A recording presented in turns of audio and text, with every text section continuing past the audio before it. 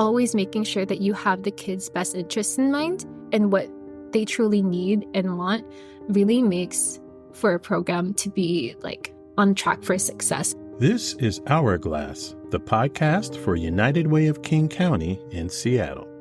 Up next, hear about how the Filipino Community of Seattle spends its time implementing a United Way-supported after-school program that teaches youth about their heritage and their culture. I'm your host, Joe Burris. Thanks for tuning in. The Seattle public school system is one of the most racially diverse in Washington state. Not only is the school district majority-minority, which means that more than half of its 49,000 students are of color, but those students hail from 159 countries and comprise 150 languages and dialects. Now, with that level of diversity, you would think that students in the district would liken their school environments to multicultural explosions. Yet that isn't always the case. United Way has partnered and funded many community-based organizations throughout King County that support school-age children, and we've discovered that often students of color complain about a disconnect between their culture and their school's curriculum. We believe that cultural offerings in school settings should be rooted in every aspect of a child's education, from what is taught to who is teaching it, so students learn about their history and culture while learning their core subjects. In fact, a Drexel University School of Education report on the importance of diversity and cultural awareness says that students from all backgrounds benefit from such a curriculum. The report says that children who learn about different cultures growing up feel more comfortable with those differences when they become adults. That is why United Way has supported a set of after-school programs implemented by the Racial Equity Coalition, a local collaborative of 14 community organizations of color. Each member of the Racial Equity Coalition has launched its own after-school program fashioned around its community to celebrate children's identities and equip those kids with the tools to stay in school. They call their programs Love and Liberation, which means fostering a love for community, curiosity, and learning, while liberating young minds from an education that often marginalizes their cultures. The facilitators of Love and Liberation understand that students who see themselves and hear their stories in their education curriculum are more likely to stay engaged and remain on a path to success. Among those 14 members of the Racial Equity Coalition is Filipino Community of Seattle, a nonprofit social service organization that provides basic needs programs, arts and culture programs, and youth development and STEM programs. For more than 80 years, the Filipino Community of Seattle has been a staple of the Seattle area's Filipino community. The group was born during a period of racial strife and segregation, when people of color were barred from owning property in many portions of Seattle, and communities of color turned to each other for support. The Filipino Community of Seattle now welcomes people from all walks of life, regardless of race, color, religion, national origin, ethnicity, sexual orientation, gender identity, age, physical, or mental capability. It provides programs that are accessible and inclusive to all communities and individuals. United Way recently sat down with two members of the Filipino Community of Seattle to chat about its youth development work and its Racial Equity Coalition after-school program. Both staff members were born in the Philippines, but one has been here for most of her life, and the other moved here just a couple of years before the COVID pandemic. Hello, my name is Jane Randolph. I was born in the Philippines, but I lived pretty much my whole life in Washington. Hi, my name is Patricia. I moved here from the Philippines in 2018, so I've been here almost 6 years now. Tell me a little bit about the youth development program. Okay, wow. It's we do quite a variety of things. If I could describe it the best I could, it's a blend of STEAM learning, so it's science, technology, engineering, arts, and math, integrated with cultural learning. So we try to do a lot of our core focuses while adding a bit of culture tidbits here and there. So for example, while we talk about coding and technology, we'll also note down different Filipino or Southeast Asian engineers and coders into that field, just to like introduce these kids to more cultural backgrounds. And alongside with like STEAM and cultural learning, we also do social emotional learning as well. And we've practiced that not just in our lessons, but throughout our whole space as well. So we always try to emphasize with students that it's a safe space and it's for them. Because we personalize a lot of our programming into what they're interested in. So we have different weekly focuses, again, covering those topics. And within those focuses, 3 of the days are focused on that weekly topic. So, for example, technology again. That's going to be Mondays through Wednesdays, working with students K through 12. And Thursdays are specifically cultural days. So those days we will do a lot of cultural learning. So that can range anywhere from like learning the traditional Filipino dances to learning different Filipino recipes and like sharing that with the students. It's really great to do the cooking part because then they share with their families and we get a lot of like parent feedback and they come back to us and they're like, oh my gosh, like we haven't had this since we were kids. It's great to see them reconnecting with their culture. So it's not just the students now, it's their families as well. And then on Friday specifically, we do Tagalog lessons, just the basics for now. So our students have those Fridays to practice like the basic phrases in like Tagalog, and then we integrate that into the classroom. So right now they're practicing how to ask for snacks and like how to greet each other.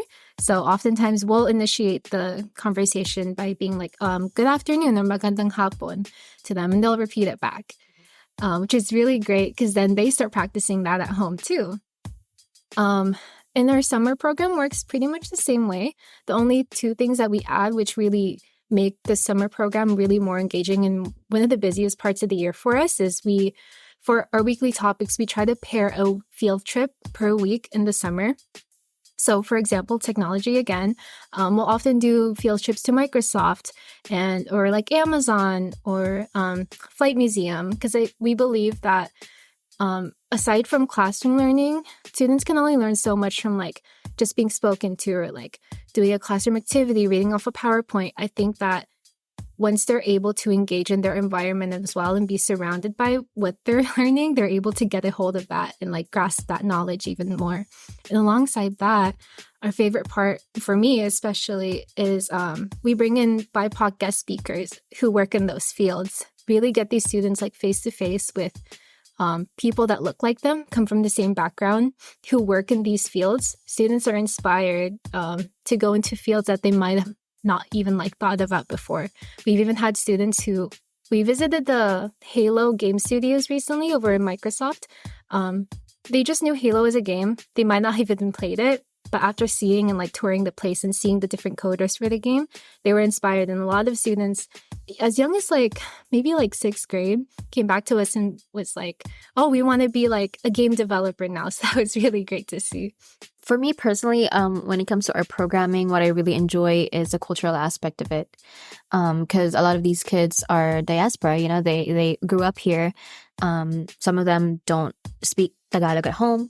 And so being able to speak that language here and with us and being taught that and applying that. And sometimes we have parents who are like, we talk to them, like we greet them in Tagalog, and the parents would be like surprised, be like, oh, they're greeting us, they're greeting you back in Tagalog as well. And also like the food, some of them, like for example, the Filipino bread rolls, we had the pandesal. One of our kids like wanted to try it at home, and he was like telling them to like buy the ingredients. He was like, do you have flour? Do you have yeast? Do you have egg? Because he wanted to do it at home too, because he really loved the bread. So, and also like messaging us about the recipes and just seeing, especially when we post on Instagram, like what they do in the classroom, culturally especially. It's so amazing to see the feedback, because the parents, like you can tell that they're so glad that their kids also have this like deepening connection to their culture. Mm-hmm. No, it's interesting because there are so many people who don't understand why it's so important for people to see folks like who look like them, act like them, sound like them in spaces of authority in the workforce, in leadership positions. For each of you, when did you realize how important that was? Personally, I may have been born in the Philippines. I only really lived there for about 5 years. So the rest of my time was spent in Washington. I grew up in Puyallup, so it's a very majority white population over there. And I think the big authority figure being really important, especially like reflecting my background, became important to me. When I got to high school, that's when I started to become more friends with BIPOC and like have BIPOC teachers, which was such a big change in my life because then suddenly I felt reconnected to the culture I had lost for all those years, like all the way up until high school. And after that, like I became more motivated to not just like further my studies, but also like find out more about Filipino culture.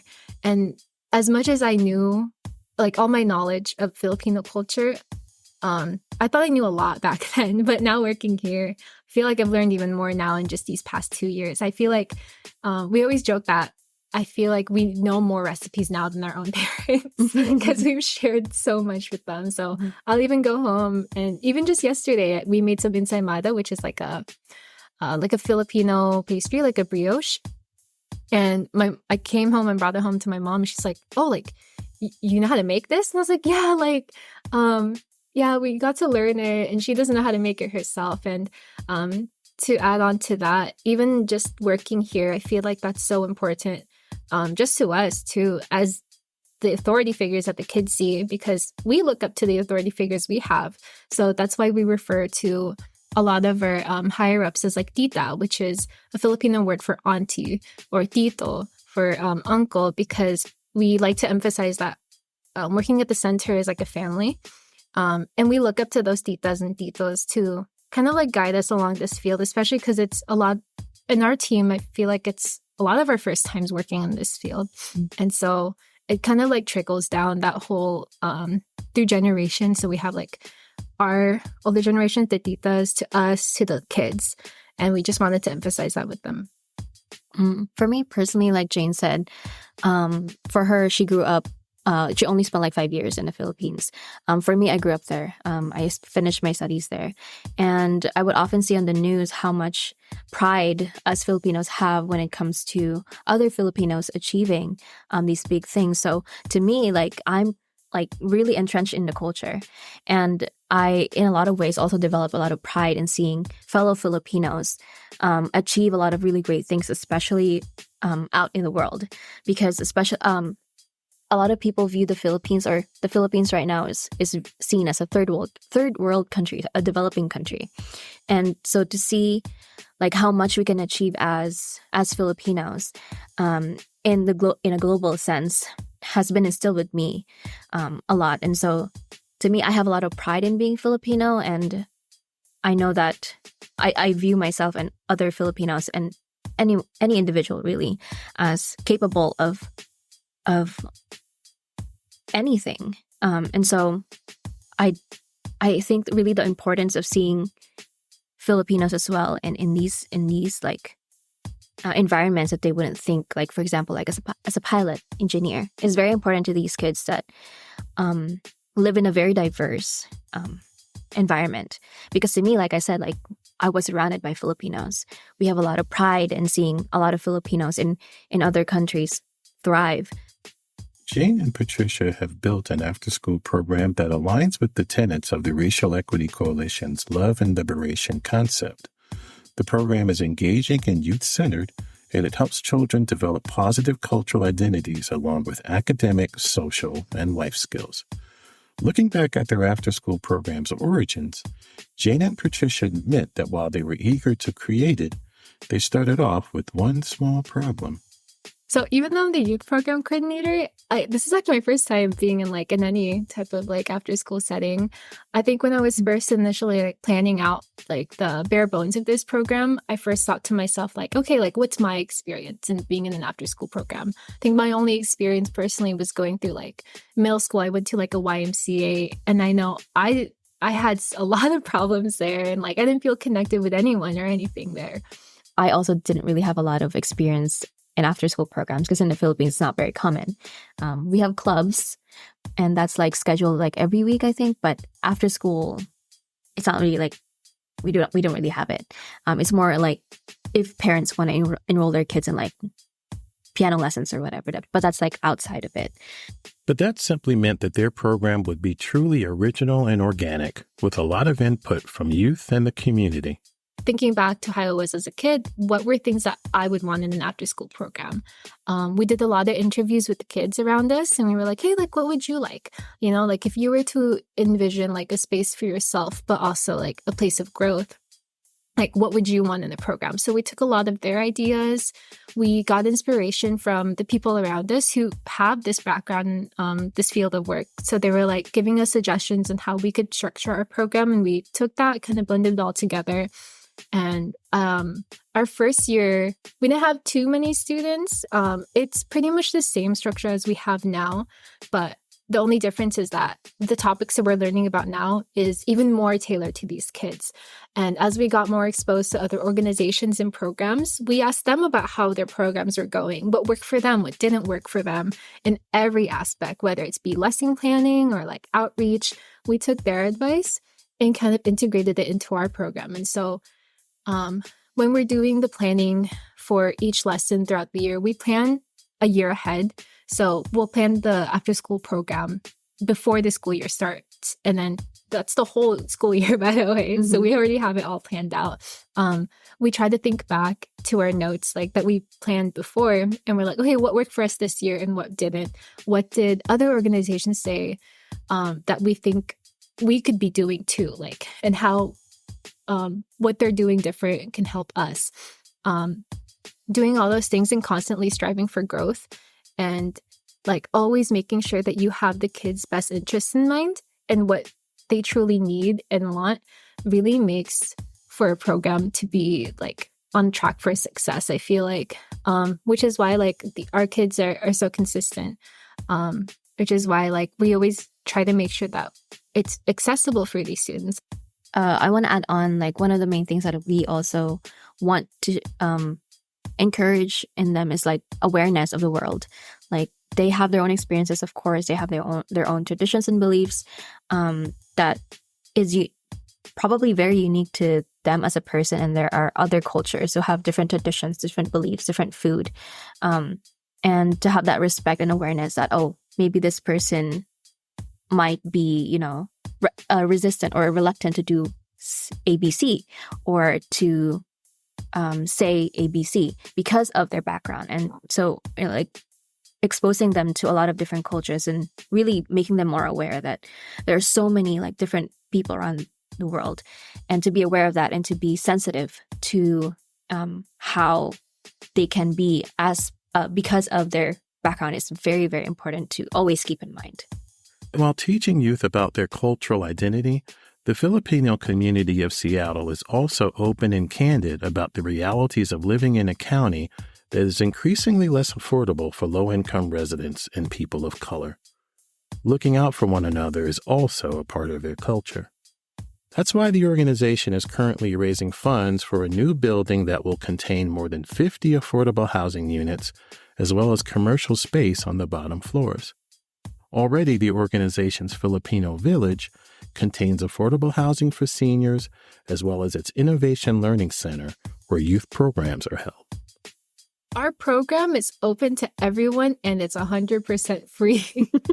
I think those are the two top questions that we get.